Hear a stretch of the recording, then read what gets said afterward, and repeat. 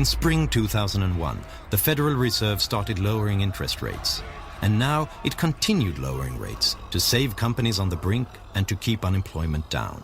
During 2001, the interest rate was lowered from 6.5 to 1.75%. In 2003, it was cut all the way to 1%, and it remained there for a full year.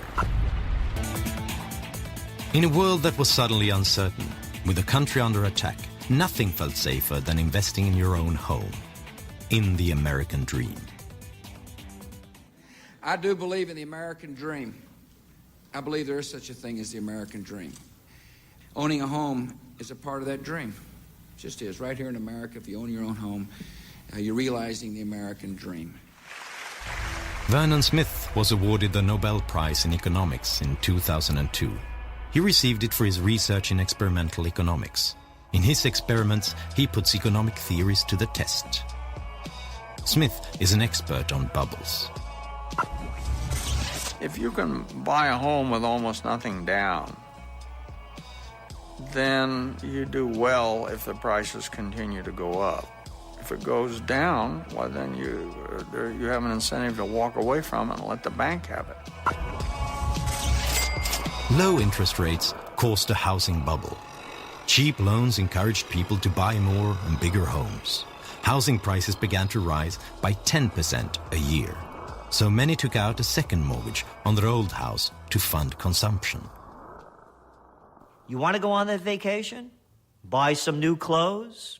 How about putting an addition on your house? You don't have the money? How about a home equity loan? That's for you. Let's use your house as a piggy bank. The banks granted loans to almost anyone. Why would you need a decent income to buy a home if you can get rich just living in it? The market even coined the term Nina loans. No income, no assets, no problem. You'll get a loan anyway. The legislation was more aggressively pushing lenders to lend to people of modest means, people whose incomes were 80% of the median income or below. Politicians encouraged this. For a long time, both the left and the right have been encouraging home ownership. So they've created deductions, subsidies, and insurances. And they created two huge mortgage financing companies, Fannie Mae and Freddie Mac. Their job was to use thousands of billions of dollars to insure loans for people who couldn't get them on the open market. They were government-sponsored enterprises. They had private owners, but they had been created by Congress, and their transactions were guaranteed by the government. First of all, government-sponsored corporations that helped create our mortgage system. I introduced two of the leaders here today. They call those people Fannie Mae and Freddie Mac, as well as the federal home loan banks, will increase their commitment to minority markets by more than $440 billion.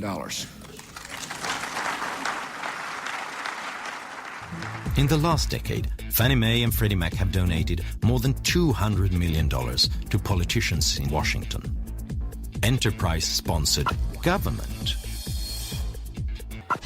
There was a huge moral hazard courtesy of the government in the mortgage market. When the government, through Fannie and Freddie, started to guarantee mortgages, then the lenders were no longer worried about getting their money back because the government said, we guarantee it. And so that's why I've proposed and urged Congress to fully fund the American Dream Down Payment Fund. This will use money, taxpayers' money, to help a qualified low-income buyer make a down payment.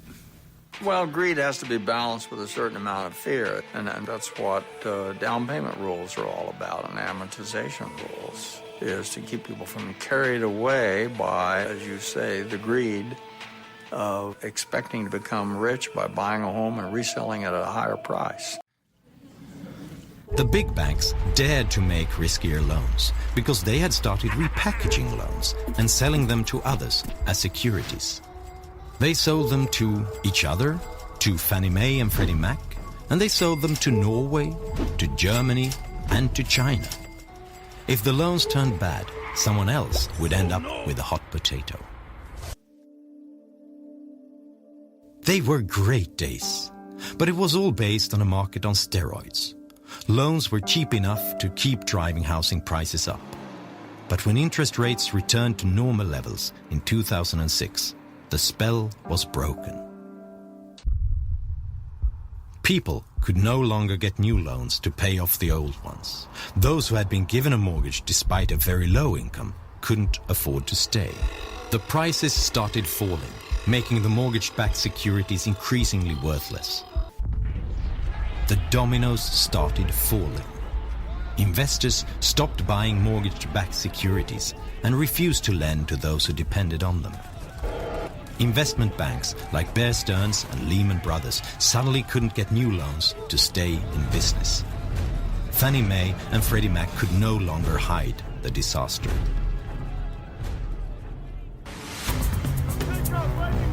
In September of 2008, the US economy is near collapse. Fannie Mae and Freddie Mac have been taken over by the government. On September 15th, giant investment bank Lehman Brothers goes bankrupt after monumental bets on real estate. AIG, the largest insurance company in the world, collapses the next day. Fear sets in. It seems like anyone can fail. Suddenly, banks no longer dare make loans to companies or each other. Experts warn that the economy is about to collapse. This CBS News special report, a presidential address to the nation. From CBS News headquarters in New York, here is Katie Couric. Good evening, everyone. President Bush asked the networks for this television time so he could talk directly to you about a national crisis. Some of this country's major financial institutions are in danger of collapsing under the weight of bad mortgages, and that would be devastating for the entire economy. We are in the midst of a serious financial crisis, and the federal government is responding with decisive action. I know many Americans have questions tonight. How did we reach this point in our economy? And what does this mean for your financial future? These are good questions, and they deserve clear answers.